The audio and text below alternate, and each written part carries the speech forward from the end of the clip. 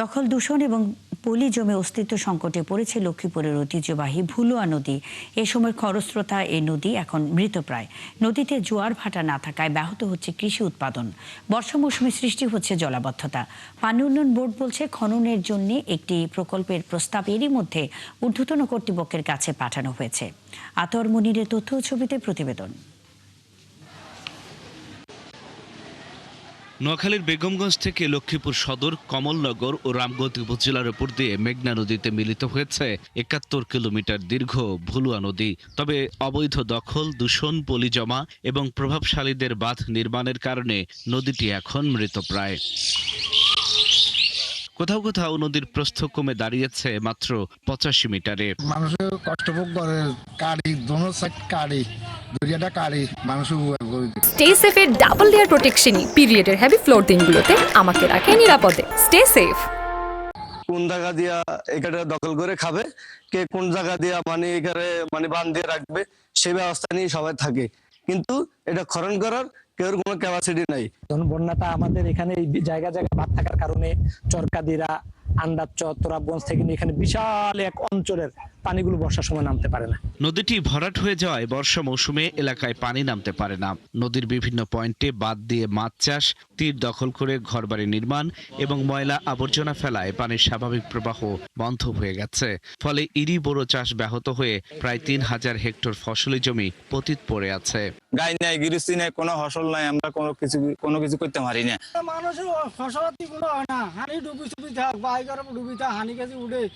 সরকার ভাবে কোনো সাহায্য করে তো এটা খালাস করে দিলে মাইনের জনগণের উপকার হবে। বৃহত্তর ফেনী, নোয়াখালী ও কুমিল্লা অঞ্চলের জলাবদ্ধতা ও বন্যা নিরসনের লক্ষ্যে একটি ফিজিবিলিটি স্টাডি করে পরিকল্পনা কমিশনে পাঠানো হয়েছে। এই প্রকল্পে ভুলুয়া নদী খননকে অগ্রাধিকার দেওয়া হয়েছে বলে জানান পানি উন্নয়ন বোর্ডের নির্বাহী প্রকৌশলী। এই অঞ্চলে পানিটা এদিক দিয়ে নামে, যেহেতু এটা আমাদের খনন করা ম্যান্ডেটরি এবং এইটাই আমাদের মেইন ফোকাস স্টাডির আওতায়। অতি শীঘ্রই সেটা খনন করা হবে বলে আমরা আশা করছি। প্রকৌশলীরা আরো জানান, ভুলুয়া নদী দখলমুক্ত করে খনন করা গেলে কৃষি উৎপাদনে আমূল পরিবর্তন আসবে।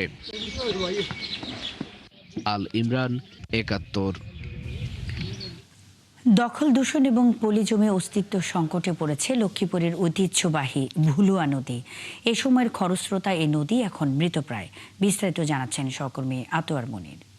এ বিষয়ে আরো জানাতে আমাদের সঙ্গে যুক্ত হচ্ছেন আতোয়ার মনির। মনির, নদীর অবস্থা কেমন দেখছেন এবং নদী বাঁচাতে কোনো পদক্ষেপ নেওয়া হয়েছে কিনা, এই বিষয়ে স্থানীয়রা কি বলছেন? মুন্নি এই যে ভুলুয়া নদী ভুলে গেছেন সবাই, তবে এখন আবার অনেকেরই তার স্মরণ পড়ছে, কারণ ভুলুয়া নদী ক্ষতিগ্রস্ত হয়ে সাধারণ মানুষ এবং এই যে অনেকটাই খুব জলবদ্ধতা থেকে শুরু করে বর্ষায় অনেকের বাড়ি ডুবে গেছে এবং বিভিন্ন সময় বন্যায় অনেক ক্ষতিগ্রস্ত হয়েছেন। তবে ভুলুয়া নদীর বিভিন্ন পয়েন্টে এভাবেই সারি সারি ভাবে বাঁধ দেওয়া হয়েছে এবং যে যার যার মতো করে ঝোপঝাড় থেকে শুরু করে এবং রাস্তা তৈরি করে ভুলুয়া নদী দখল করে রেখেছেন।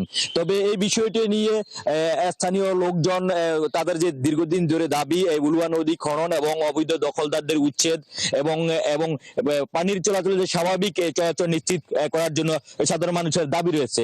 তবে আমি কথা বলতে চাই স্থানীয় একজন, আমি আপনার কাছে জানতে চাই এই যে ভুলুয়া নদীর কারণে কি কি ক্ষতিগ্রস্ত হচ্ছে এবং কি কি ক্ষতিগ্রস্ত আপনারা দেখছেন? আমাদের এই ভুলুয়া নদীতে একসময় বিশাল একটা নদী ছিল, নাব্যতা ছিল। এই নাব্যতাটা হারিয়ে গেছে এই ভুলুয়া নদীর কারণে। গত 2 বছর আপনারা জানেন সারা বাংলাদেশে এটা নিউজ হয়েছে। এই ভুলুয়া নদীর কারণে লক্ষ্মীপুর, রামগতি কমলনগর এবং নোয়াখালীর একটা বিশাল অংশ প্রায় পানির নিচে তলিয়ে গেছে। অনেক বাড়িঘর ক্ষয়ক্ষতি হয়েছে এবং অনেক ফসল এবং মাছের খামার গুলা নষ্ট হয়ে গেছে। আমরা আমাদের এখানে সাধারণ মানুষের দাবি হচ্ছে, যদি এই ভুলুয়া নদীকে খনন করে অতি দ্রুত খনন করা হয়, তাহলে ভুলুয়া নদীর মানুষগুলা যারা আসে ভুলুয়া নদীর অববাহিকা মানুষগুলা তাদের নিরাপদ এবং আশ্রয়স্থল পাবে এবং এখানে যে মানুষের চাষাবাদের একটা সুব্যবস্থা হবে।